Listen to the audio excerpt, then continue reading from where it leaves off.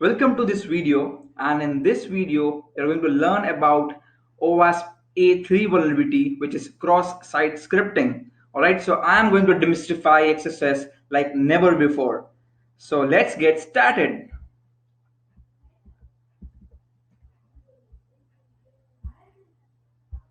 So first of all, we will understand about the basics, okay? So we'll understand what is HTML. So HTML stands for Hypertext Markup Language, and it's basically a client-side technology. It's client-side language, and with the help of HTML, we can build up our web pages. Okay, and like basically we can build up our web pages for a client side.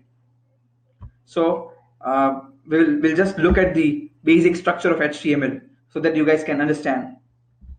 This is important. Okay.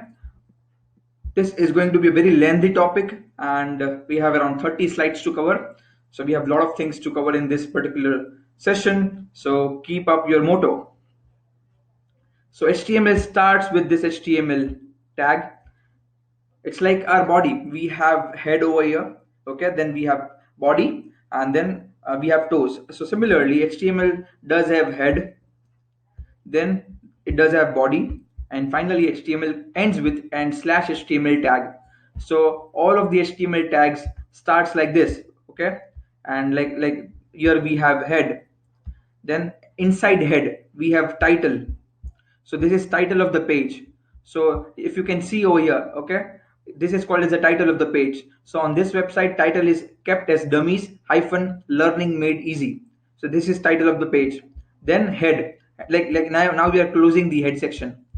Now body section is getting started. In body, we have a lot of things. We could have forms, we could have different divisions, we could have images. Okay, then we have like this bold tag. This is an HTML tag to write the content in bold. Then this is again we are closing the body tag and we are closing HTML tag. So this is a structure of HTML, and this is how the web page, like you can build up your web pages, okay, on a client side. Now I've just elaborated all of these things. Next is JavaScript. Okay, so what is JavaScript and what is like it is made up for?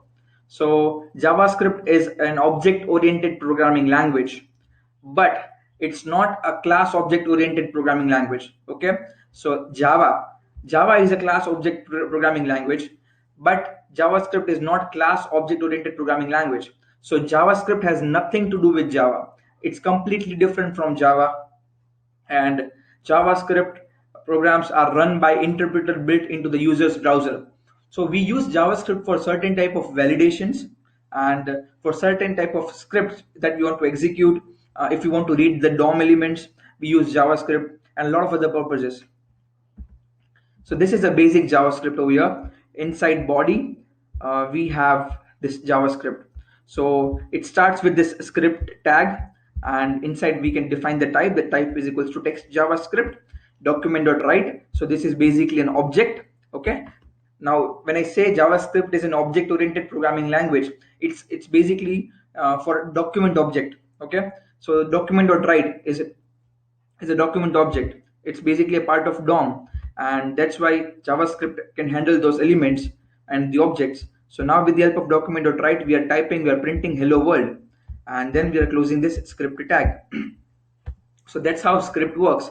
It could be in head, it could be in body, it could be in inline. So different type of yeah, you can place your JavaScript anywhere where you want. Okay, so with the help of JavaScript, we can put certain type of validations like input validations and a lot of other stuffs. Now we are coming on to the main topic, which is XSS. What is XSS? Okay, so when a web application allows an end user to inject and execute the JavaScript, then the web application is said to be vulnerable to cross-site scripting. Understand, when a web application allows an end user to inject and execute, I'm putting and over here, that's logical and, okay, it's like an and gate. So inject and execute both are compulsory, and that's why when the both the conditions are satisfied, then we can say that the web application is vulnerable to JavaScript injection and possibly a cross-site scripting. So, like SQL injections, XSS also occurs due to lack of input validation. However, the impact of XSS is completely different from SQL injection. So, where SQL injection can help an attacker to dump the database, XSS can help the attacker to fetch the authenticated cookies from the browser. So, JavaScript is that powerful, it can help you to fetch the cookies from the browser, victim's browser, and that's what the main attack vector is. That's what the main impact of cross-site scripting is. Okay, so being being sitting at the remote place. Okay, if you send a malicious JavaScript via application to your victim, you can fetch your victim's browser cookie, and once you have the cookies with you, you can actually log into the victim's account without having username and the password. Yes, so that's the main impact of XSS, which we are going to learn ahead in the next slides practically also. So I'll quickly walk you through how XSS works. Okay, so I'll just skip this slide and I'll move to the next slide, which is a graphical representation. Okay, so here is an attacker, here is victim's browser. So for an example, I am an attacker, okay, and I am sending and like we both are logged into the Facebook account. I am an attacker, you are your victim, and we both are logged into the Facebook account. Okay, now I am sending you a malicious script to fetch your cookies via chat, Facebook chat. Okay, and when it reaches to you, you clicks on it, you read my message, and you clicks on my malicious URL. Okay, so when you clicks on my malicious URL, I will get the cookies of your facebook.com stored in your browser. Okay, I will, like being an attacker, I will get your cookies which have been stored into your browser for facebook.com. Okay, because the attack is on facebook.com. So it's not like I can fetch all of your cookies at the same time. No, whatever the domain is vulnerable to cross-site scripting, I can only fetch the cookies of that particular domain from your browser. So I'll get your cookie, and in cookie we have PHP session ID. So PHP session ID, like it could be any session ID, it could be ASP session ID, it could be JSP session ID, but I've just taken an example, and this is the session ID. So in the earlier slides, in the earlier video, we have understood what are cookies. Okay, so this would I'm sure that you understand the importance of cookie. Now if I have your authenticated cookie with me, what I can simply do is I can simply load your cookies into my browser, like authenticated cookie is loaded, and log into victim's account successful. I can log into your account. Okay, so this is how the XSS attack works. This is how XSS works. Okay, this is an overall scenario. Now, moving towards different types of XSS. So there are basically three types of XSS. Number one is reflected XSS, or it is called as non-persistent XSS. Number two is stored XSS, or it is called as a persistent XSS. Number three is DOM-based XSS. And now we are going to look at all these different three types of XSS. Let's understand one by one. So number one is reflected XSS. So I'll quickly walk you through this entire scenario. This is a browser, this is an HTTP request, and this is a server. So this is a site called as vuln site. It's called as basically vulnerable site. Okay, now being an attacker, when I inject a script, okay, onto this vulnerable website, and then it triggers an HTTP request.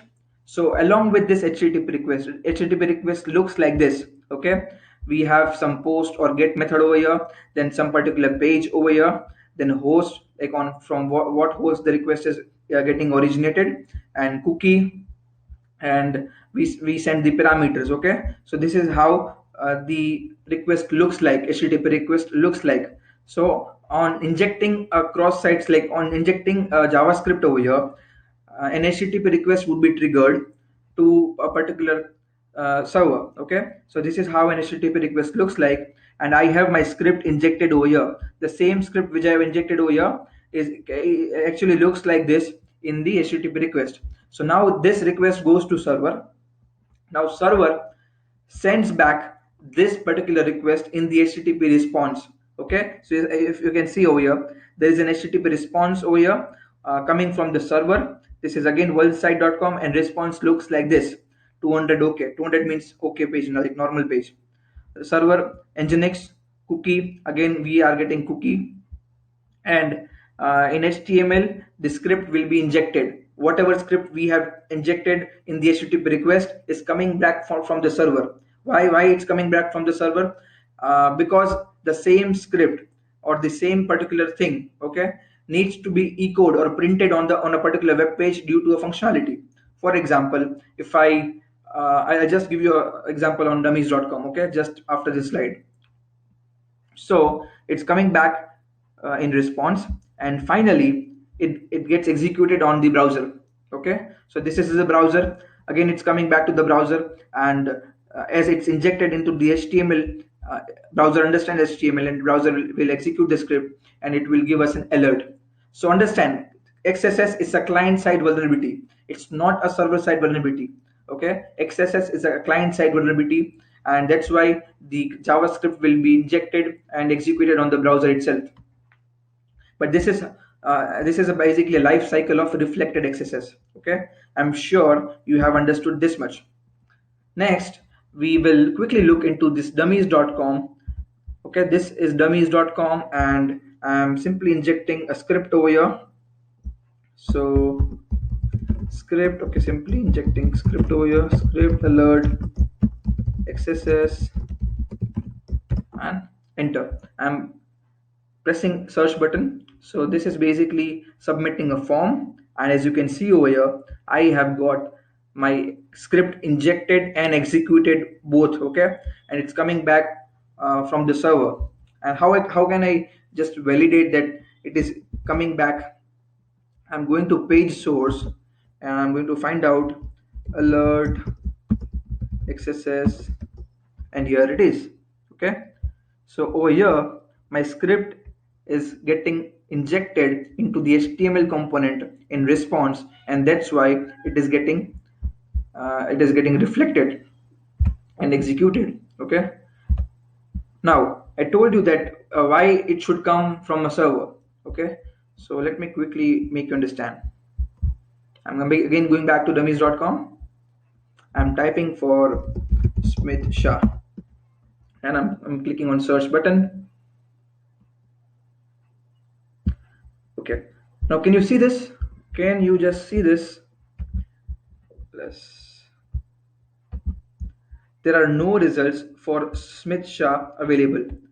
So developer intentionally prints out the user input, okay, for maybe for personalized messaging or for personalized messaging. So there are no results for Smith Shah available, as developer is printing out the same thing what a user has given an input, and that's why the script is also going and coming back, because developer wants to show that what a user has input, and that's why when script is coming back to the browser, it will be executed.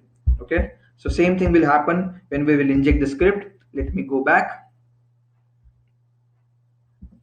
and inject the script again. Script alert XSS, and that's it.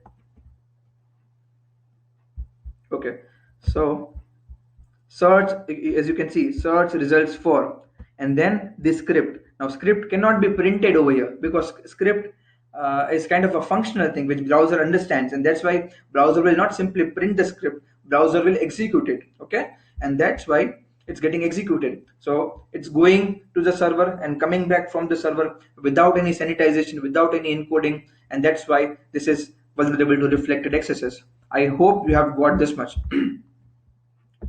So next is stored XSS, that's a persistent XSS. Now the scenario or the life cycle of stored XSS is just a bit of, it's a bit different. Okay, so here is the browser again, the one site, and we're injecting a script. It triggers an HTTP request to onesite.com, and here is a search.php, and the script goes here in the queue parameter. That's basically for query, Then the request goes to server, and server stores it into the database. Okay, server stores the script into the database for XYZ reason. Maybe server wants to save the search queries, okay, for a particular user. Then on a particular request, okay, server also retrieves the script from the database, and server like sends it along with the http response. And server, and like after http request is being sent to the browser will execute it. Okay, so the main difference here is your script are getting stored into the database for different reasons. Like for example, you sign up on a web application, then you'll enter your first name, you'll enter your last name, you'll enter your username, you'll enter your address. Okay, and then when you log into that particular application, the application will try to greet you like welcome Smith. Okay, so if you have entered script instead of Smith, the script will be stored in the database, and script will be again coming back to the browser when the login page will be open, when my dashboard will be open to welcome me, right? And then it will print the script, and it will not just display the script. Okay, so I'll quickly show you the demonstration on stored XSS. We have two demonstration on stored XSS. So let me quickly open the demonstration. This first one which I would like to show you is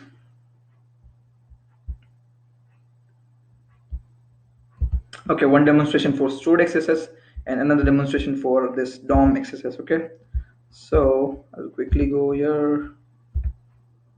29 seconds. Yeah.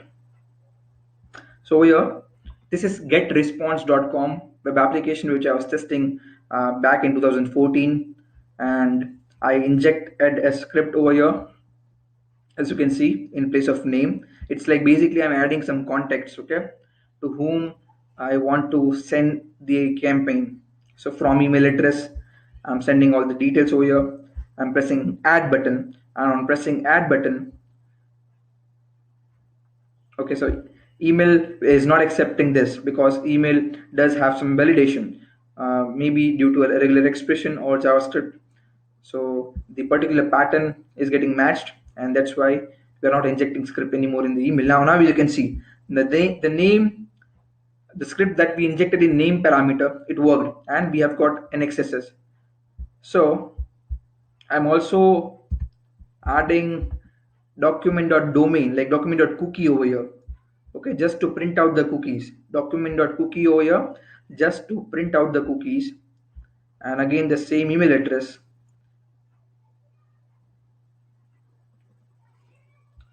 So the cookies are over here. Okay, cookies are over here.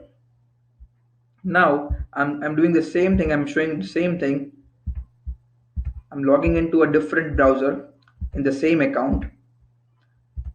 Okay, I'm logging in from a different browser in the same account, and I'll not enter anything now. I'll simply go and browse the pages, and it will give me alert XSS, like it will give me XSS.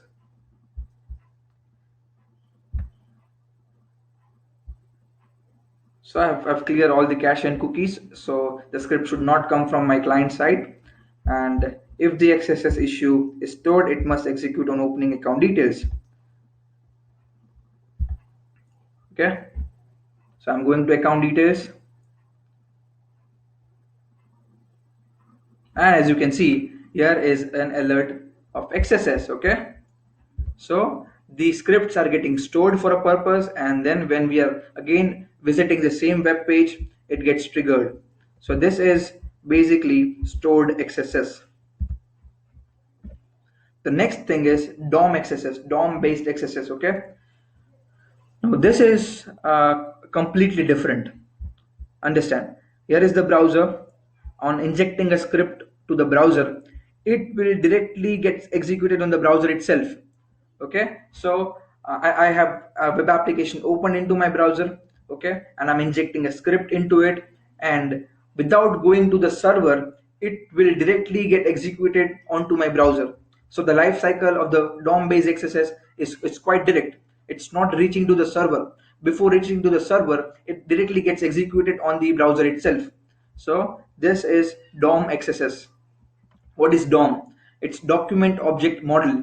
So like basically we all of the browsers does have their own DOM environment. Google Chrome has their own DOM environment, Mozilla Firefox has their own DOM environment, Opera Mini has their own DOM environment.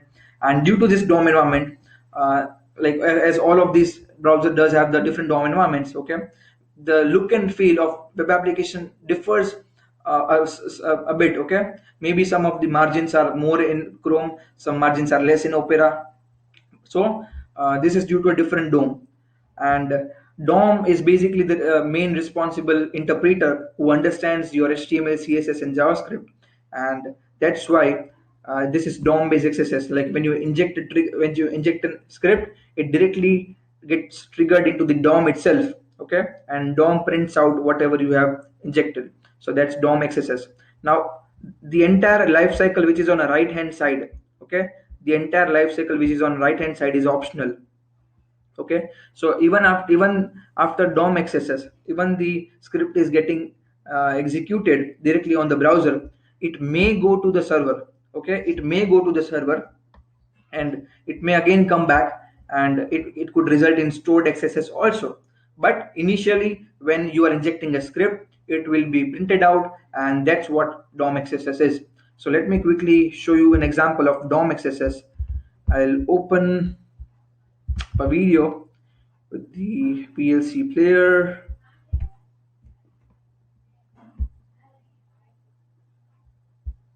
and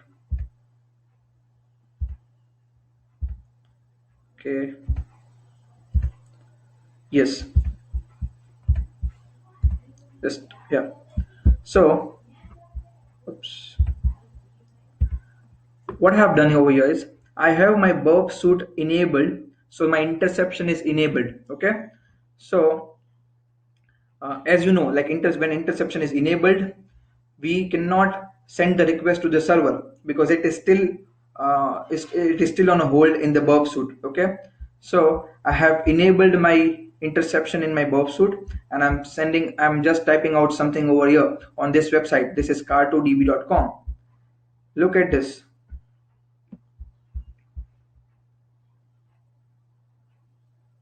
As you can see, all the request will be queued in the worksuit. My interception is on, so request is not going to server without me pressing on the forward button.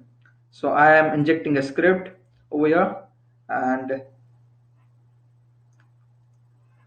simply on completing this script, as you can see, this is a DOM XSS, okay.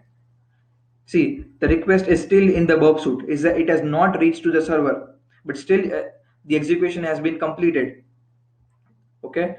The cross-site scripting, it has just executed on the browser. That's why it has executed on the DOM environment of the browser, and it's called as a DOM XSS. Now DOM XSS could lead to privilege escalation vulnerability. It could help us to modify some of the as you can say, in kind of a chat application, okay. We have different things like status, whether we are online or not, okay. So with the help of DOM XSS, we can modify the status which is on a client side, okay. And it could really help in privilege escalation also. So yeah, these are all different type of XSS. And let me quickly move towards, because we have a lot of different slides to cover. So we have already seen the video demonstration. Now understand this code. Understand this code. Here is the simple HTML structure. We have title over here, we have script over here, and I'm just asking you a question, okay. What will be the output? What will be the output? Now make sure you pause your video over here, and you just understand the script. Maybe you can type it into notepad, save it with .html extension, and try to open the HTML file and see what is the output, okay. And give yourself the answer before seeing the output. It could be error, XSS alert, blank page, none of the above, okay. So now I'm going towards the next slide. So the answer for is this is blank page, okay. Why blank page? Because we have not closed the title tag. we have not closed the title tag, and that's why script will be in the title, and in title scripts cannot be executed. Title is like this is a wrapper, okay? So this is a title, and in title scripts cannot be executed. In head scripts can be executed, but in title scripts cannot be executed. In body scripts can be executed, okay? So it will show you a blank page, and HTML never shows you any error, okay? So of course the answer is blank page. Now, for an example, let's say if developer misses out some particular tag, like developer misses out to close some particular tag while coding the application, and we are trying to inject the JavaScript, okay? Then in such cases, we will not be able to do XSS over there. We will not be able to inject our cross-site like script over there. Why? Because if the same scenario is like there, okay, like your title tag is remaining to close, so maybe some other tags are remaining to close, and due to that our script will not be in a position in a particular place to execute, okay? So in such cases, what you have to do to bypass such scenario? So very simple, okay? If developer has missed out to close title tag over here, your script will be like this. You manually close title tag first and then inject your script. So this will be your bypassing script, okay? So at such times, go to the view page source, understand where your script is getting reflected, and then see whether it's in a proper position or not, okay? And if not, you can just close a particular tag which is remaining to close, and then you can use the entire payload like that, okay? Now this is a shortcut. So if developer has missed out to close any tag, you can simply use this, okay? Simply use this to close that tag and try out your XSS. So this is what cross-site scripting is, but we are still remaining to understand the real impact, the real exploitation of cross-site scripting. We are just discussing about JavaScript injection for now, okay? So these are some different cheat sheets or payloads that you can try. If the simple payloads like this, okay, if the simple payloads like this are not working, what you can do is you can try out these different payloads, and make sure to go to OWASP and check out XSS filter evasion cheat sheet, okay? So I'll quickly open to show you XSS filter evasion cheat sheet by OWASP. And as you are a beginner in JavaScript, if you are a beginner in JavaScript and you do not understand in what different circumstances what type of JavaScript will be injected and executed, you simply can read this out, okay? You can simply read this out and try to inject different scripts if it falls into your particular scenario. And if you don't understand anything, don't worry. For just getting started, just blindly copy paste the script and try on different endpoints and see if it gets executed or not, okay? So copy this script, try and see whether it executes or not. Copy this script again, understand this, okay? So copy this script, try to execute. Copy this script. So likewise, do trial and error, and gradually you will try to understand. You will understand which scripts are executing in which different scenario. Okay. So where you can find XSS on every parameter, like in SQL injection, we used to deal with a lot of parameters. Okay. So on every parameter that is in URL, and on every input field, on input fields are like different forms, okay? So you can try to perform XSS on every get parameter and every input field. So this is basically where you can try out finding out different XSS. Then now I'm talking about the major impact of cross-site scripting. Why we call it as a cross-site scripting, okay? Because we want to execute the JavaScript into our victim's browser and fetch the cookies, or we want to execute the script into our victim's browser, okay? So that's why cross-site. If I execute the script into my own web page, it's not a cross-site. If I have a power to execute the same JavaScript into my victim's browser, then that's cross-site, okay? So one of the major impact is cookie grabbing. So with the help of JavaScript, we can grab the cookies, okay? So this could be the uh, script, okay? We will look into it practical also. So this could be the kind of script with the help of which we can fetch cookies from our victim user. Then this is like injecting HTML tags. Okay, so maybe if you have found out a stored XSS on some news website, okay, and you are injecting image src and your image over there, then you will be in the news, okay, because that image will be there on that website unless the web developer removes that from the database. So uh, this is kind of injecting HTML tags. Okay, then frame any website using iframe. Okay, so with the help of iframe src, you can frame your own website. So what will it look like in an iframe? If you are injecting this particular script, so it will show you a box, okay, kind of an iframe, and in which this target site will be loaded. Whatever you have mentioned in the URL or the source, it will be loaded. Okay, so why do you want to do that? Maybe you want to carry out some proxy chaining attack, so I'm going to discuss in the next step. Fourth is URL redirection with the help of JavaScript. So if cookie grabbing is not working, and if you want to show some impact for this particular vulnerability for JavaScript injection, this could be the possible impact. URL redirection using JavaScript. So this is kind of a script that you should inject. Script window.location.href and evil.com and script close. So you can redirect a legitimate user from a legitimate website to a hacker's website or a malicious website. Okay, so maybe you could think of a phishing scenario. Now, if you understand phishing, of course you have just got what I'm telling. If you don't understand phishing, phishing is like a fake page which is set by a hacker to get victim into a trap and steal the credentials. Okay, so you can use this redirecting functionality using JavaScript for phishing attacks. Proxy chaining. Now, as I've told you, with the help of iframe, okay, if I load my target website directly onto my browser, and if I try to test it, my IP address will be logged into the target website's logs. If I don't want that, what I can do is I will find out 5 vulnerable websites who is vulnerable to XSS. Okay, then inside one website I'm going to load another website with the help of iframe. Inside another iframe, I'm going to load another third like website into the iframe of the second iframe.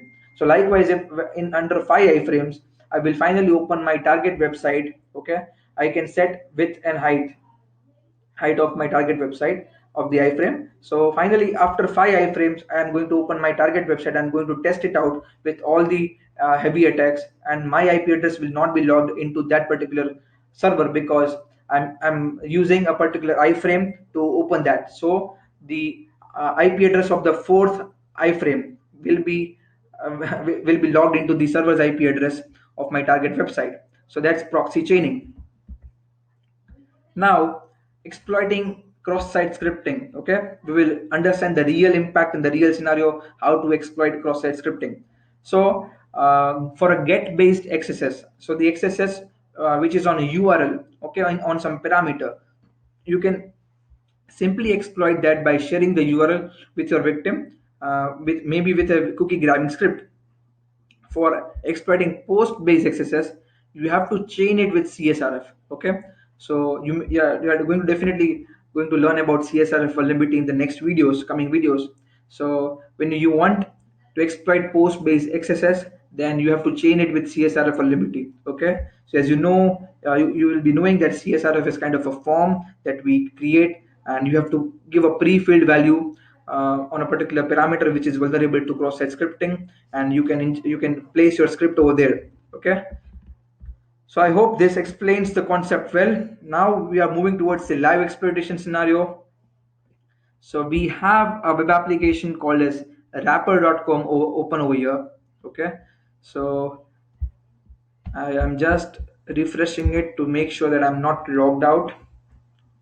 Oops, I am logged out. Okay, so I'm quickly going to log in again, and I am going to show you live exploitation on this website. Don't save.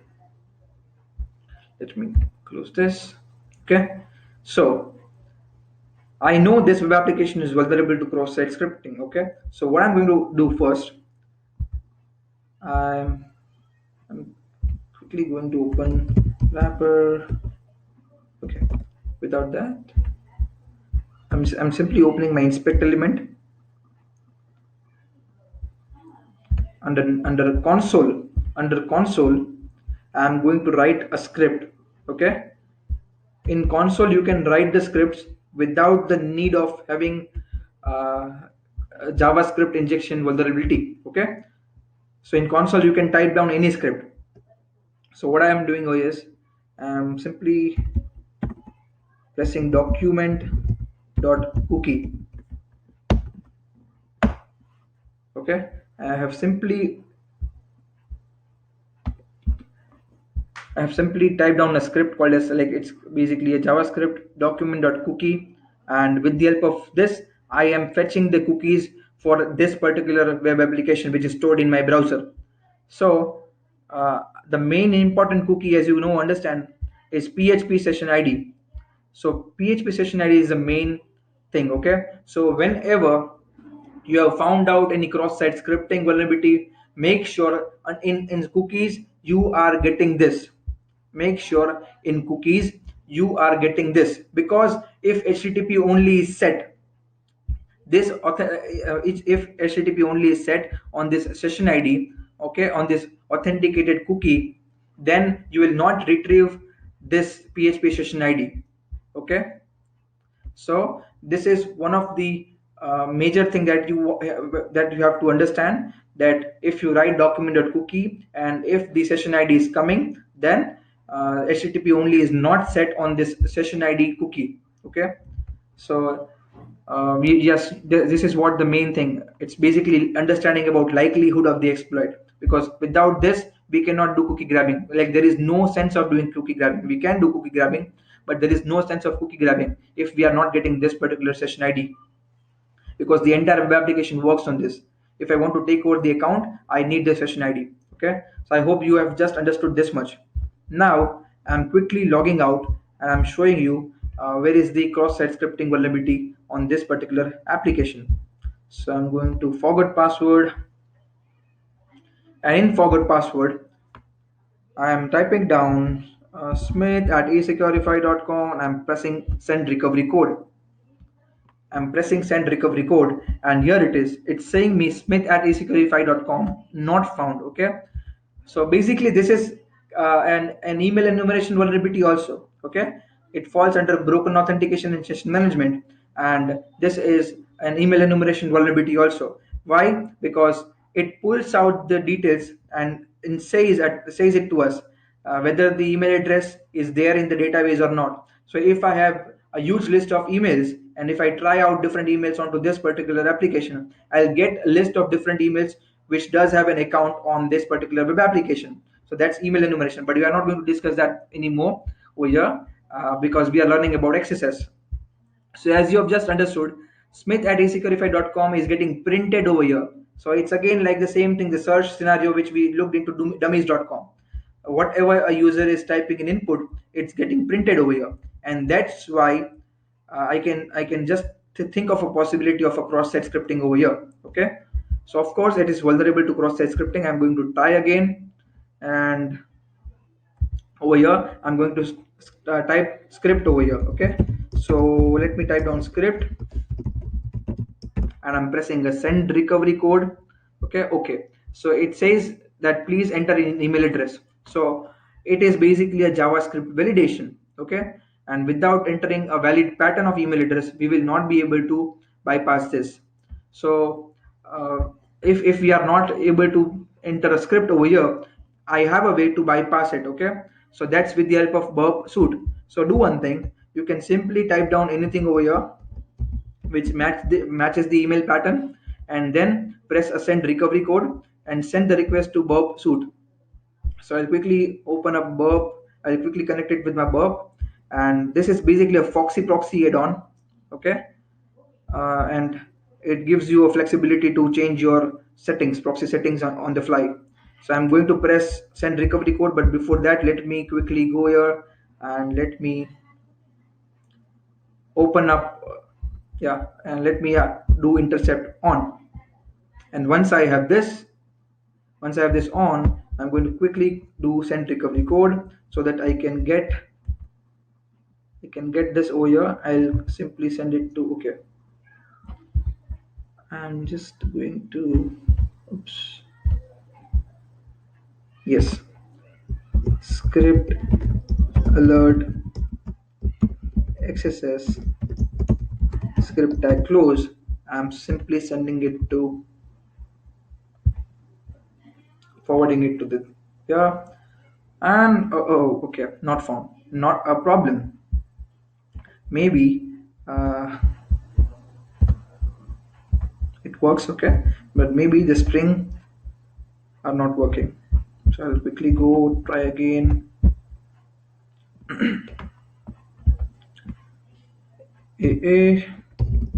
aa.com, and again the same thing. Send recovery code. Here I'll have a wrapper.com thing, and let me type down this image src is equals to x on error is equals to alert. Okay,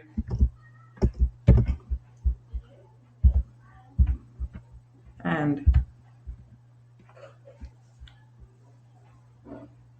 whoops, there's, okay, let me just go back.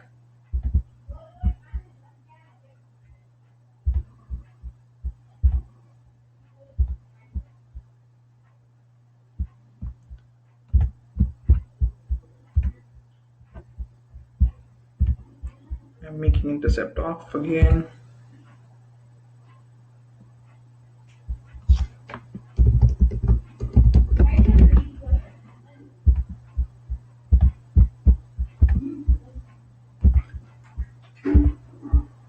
And I'm clicking on send recovery code again, and let me type down a simple script.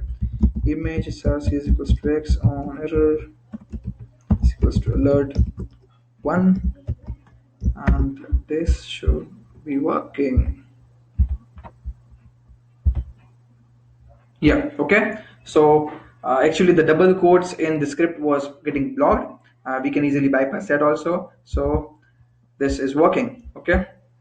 So now what we can do, like what type of script we can actually build to send the cookies onto our server, like as that's the main impact of XSS, right?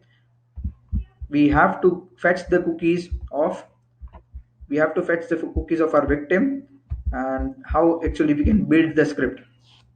So look at here. First of all, I'm going to open up my server, so that's basically on ngrok. Let me quickly go to command prompt. Under downloads I have ngrok setup, and that is like http, and on this port I'm going to open ngrok. So I have this dashboard url, which I'm simply copying over here, opening this server. So ngrok, if you don't understand what is ngrok, just go to ngrok.com website. It's basically built for tunneling your private server, and like you can make it as a public server with the help of ngrok. Okay, so I have this IP address which I can use to open my private server on any public device, on any public internet. Okay, if I open this, I'll access the files which are stored on my particular private server, localhost server. So yes, now we are going to use that. So understand the script. Okay, location href is basically to send a request to a particular location, and we want to send a request to ngrok, and I'm putting a question mark over here because after this question mark I'm going to pull out the cookies as a parameter to this particular request. And for pulling out the cookies as a parameter to this particular request, I'm adding plus document.cookie and colon, semicolon over here. Okay, so that is the script, and I'm simply pressing enter button. Now as you can see, it redirected us to ngrok.io, which is our private server, and we have retrieved php session id. Okay, so I'll quickly show you that we have retrieved the php session id. Now on port number 8080 my bulb suit is also working, so we have that information here as well. And here also, as you can see, it has fetched the yeah, this page. It has fetched the cookie, PHP session ID, and here we have the details. Okay, so this is how, by sending JavaScript, malicious JavaScript to your victim, you can fetch your victim's cookie. And once you have the authenticated cookies with you, you can simply use edit cookie manager to edit the cookie. And once you load your authenticated cookies of your victim, you can press a refresh button and you can get into your victim's account without having any username and password. So I hope you have understood the exploitation of cross-site scripting very clearly. And this is what I've just discussed. Okay, so these are some other impacts of cross-site scripting, which is like stealing the identity and confidential data, bypassing restrictions on websites, session hijacking, malware attack, website defacement, denial of service, using web pages for phishing, cookie stealing, XSS as a platform for CSRF, XSS as a platform for session fixation attacks. Okay, so this is going to be a final slide, XSS prevention. So first thing, okay, is input validation, or we can also say it as input sanitization. So how input sanitization works: if I inject script like this, okay, it will be converted to this. So my script tag will be removed, and if the script tags are no more in the request and in the response, browser will not execute it. So that's input sanitization. Output encoding: in case of output encoding, our script will be converted into an encoded script. So this is like basically a character entities. For this is less than sign, so ampersand lt semicolon, lt stands for less than. This is greater than sign, so ampersand gt semicolon. Okay, these are quotes, so ampersand quote colon. So likewise, the script is getting encoded. Okay, and this will be encoded in output. Okay, so it will give you what you see, what you get feature if you do output encoding. So, just a quick question. On a website like stackoverflow.com, what will you prefer, input sanitization or output encoding? So, just think once, pause the video. Okay, and now if you are playing the video again, I am just again questioning the same thing.